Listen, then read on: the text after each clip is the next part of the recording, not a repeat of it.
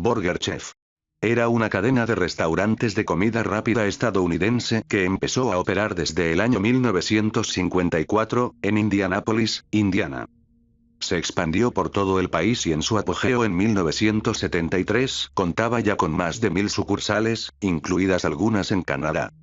En 1982, General Foods vendió Burger Chef a la empresa canadiense Imasco, que también era propietaria de Hardee's, por $44 millones. Imasco convirtió muchas ubicaciones en esos restaurantes y permitió que las franquicias y ubicaciones cercanas a las ubicaciones existentes se convirtieran en otras marcas. Los restaurantes restantes que no se convirtieron a Hardee's o nuevos nombres y marcas, simplemente cerraron.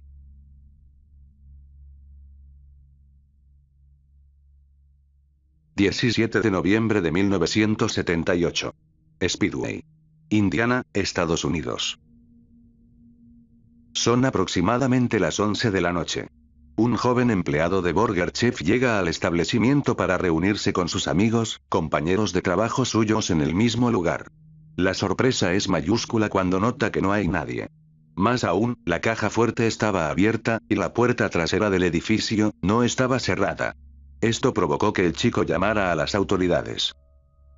Al llegar la policía, los hechos les dieron a entender algo muy simple: debido a que solo retiraron unos $500 de la caja fuerte, no estaban presentes señales de violencia y todo lo que la policía encontró fueron 2 bolsas de dinero vacías y un rollo de cinta vacío. Pensaron que quizá los 4 empleados de aquella noche, Jane, Daniel, Mark y Ruth, habrían tomado el dinero y escapado a alguna fiesta o cualquier otra frivolidad. Esta falta de seriedad en el asunto por parte de la policía permitió que no se tomaran precauciones. Por lo que al día siguiente limpiaron como de costumbre el restaurante. Abrieron la puerta a los clientes y tampoco se tomaron fotografías de la posible escena del crimen. Como si nada hubiese ocurrido. Cada potencial prueba fue obliterada. El sábado siguiente por la mañana los 4 empleados no se presentaron, y el auto de Jane, un Chevrolet Vega de los años 70, fue encontrado estacionado al otro lado de la ciudad con las puertas parcialmente cerradas. La preocupación fue escalando. Comenzó a ser muy claro que los empleados fueron secuestrados mientras cerraban esa noche.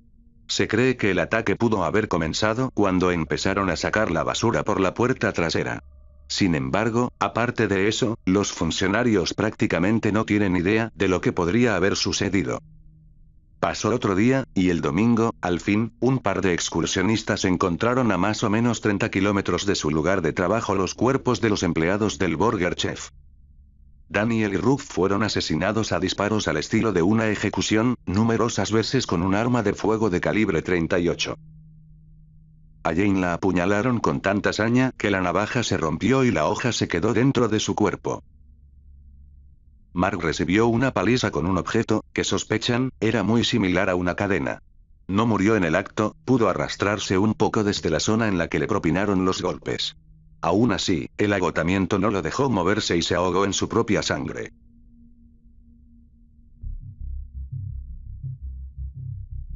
La noche del delito, un testigo de 16 años vio a 2 hombres sospechosos en un auto, afuera de Burger Chef, justo antes de cerrar. Ambos eran blancos, alrededor de 30 años, uno tenía barba, el otro estaba afeitado con cabello de color claro o rubio. La policía creó modelos de arcilla de los sospechosos para ayudar con la investigación.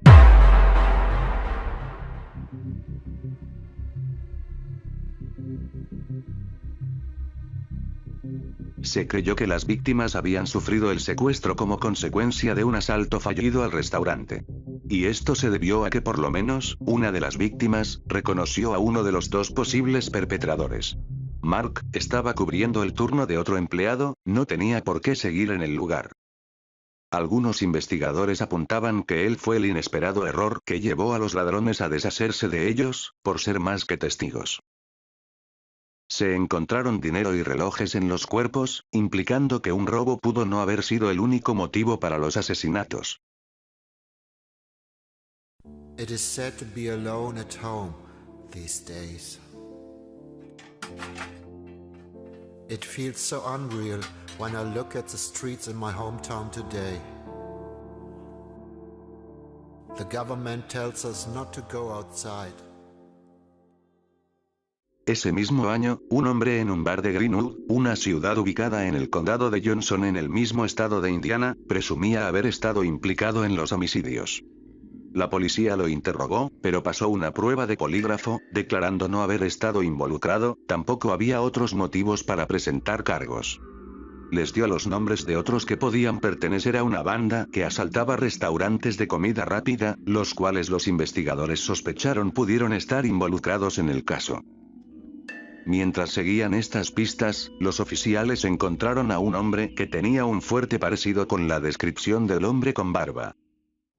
Cuando se le convocó para una rueda de reconocimiento, el hombre se afeitó la barba, la cual había tenido los últimos 5 años, la noche antes de presentarse.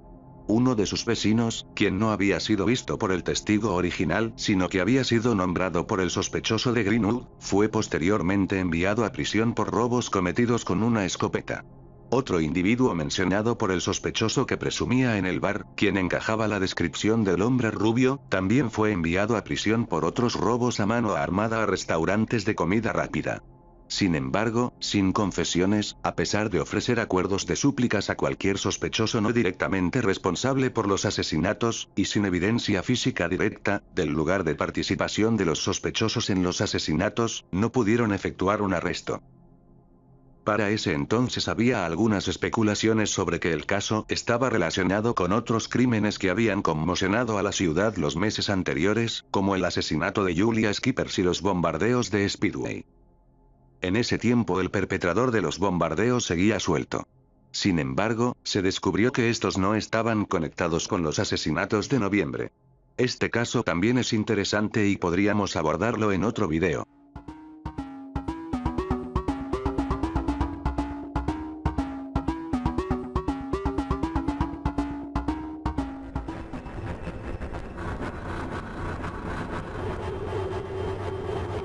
Detectives continuaron siguiendo pistas a posibles sospechosos tan ampliamente, hasta Cincinnati, Milwaukee, Chicago y Dallas. Sin embargo, no encontraron más pistas prometedoras o evidencia que les pudiera ser de utilidad. El arma de fuego, la empuñadura del cuchillo y la cadena usadas en los asesinatos. Ken York, uno de los investigadores originales del caso, ha hecho notar que las muertes del sospechoso de Greenwood, y del sospechoso con barba, aparentemente por suicidio y un ataque al corazón respectivamente, se produjeron sospechosamente poco después de la liberación del ladrón armado, nombrado por el sospechoso del bar. En 1981, el hermano de Jane, James, fue investigado por participación en los asesinatos después de ser arrestado por cargos por droga no relacionados, pero se libró de ello y no fue investigado. En 1984, el detective Mel Wilsey, del departamento del sheriff del condado de Marion, recibió una llamada de un recluso en el centro penitenciario Pendleton llamado Donald Forrester, quien cumplía una sentencia de 95 años en prisión por violación. Forrester dijo que estaba involucrado en los asesinatos y que estaba dispuesto a confesar para evitar su transferencia programada a la infame prisión estatal de Indiana. Parecía prometedor, pues Forrester era un criminal de profesión que vivía en Speedway cuando ocurrieron los asesinatos, y no estaba encarcelado para ese entonces. El detective consiguió una orden de la corte para llevar a Forrester al condado de Marion, donde confesó haber disparado a Daniel y Ruth. Luego condujo a la policía a la escena del crimen en el bosque, donde describió precisamente la ubicación y posición de los cuerpos cuando fueron encontrados. Él también sabía de la empuñadura rota del cuchillo, la cual no era tan conocida públicamente. Según Forrester, James, el hermano de Jane, debía dinero por un atrato de drogas, por lo que él y otros 3 asociados fueron al restaurante a amenazarla. Pero cuando Mark intervino para protegerla, se armó una pelea afuera de Burger Chef, durante la cual Flemons cayó y golpeó su cabeza contra el parachoques de un auto. Al pensar que Flemons estaba muerto o agonizando, Forrester y sus cómplices decidieron secuestrar y matar a todos los empleados para eliminar a todos los testigos del crimen. Forrester dijo que él les disparó a Davis y Shilton, y dio los nombres de 3 hombres que declaraba eran responsables por las muertes de los otros 2 chicos. Luego llevó a la policía a un lugar donde decía haber tirado el arma a un río. Sin embargo, una investigación a fondo del río no encontró el arma.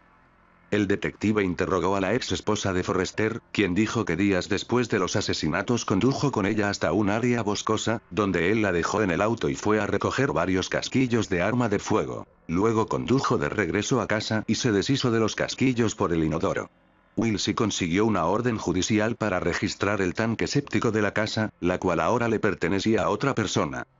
En la búsqueda se encontraron varios casquillos de calibre 38.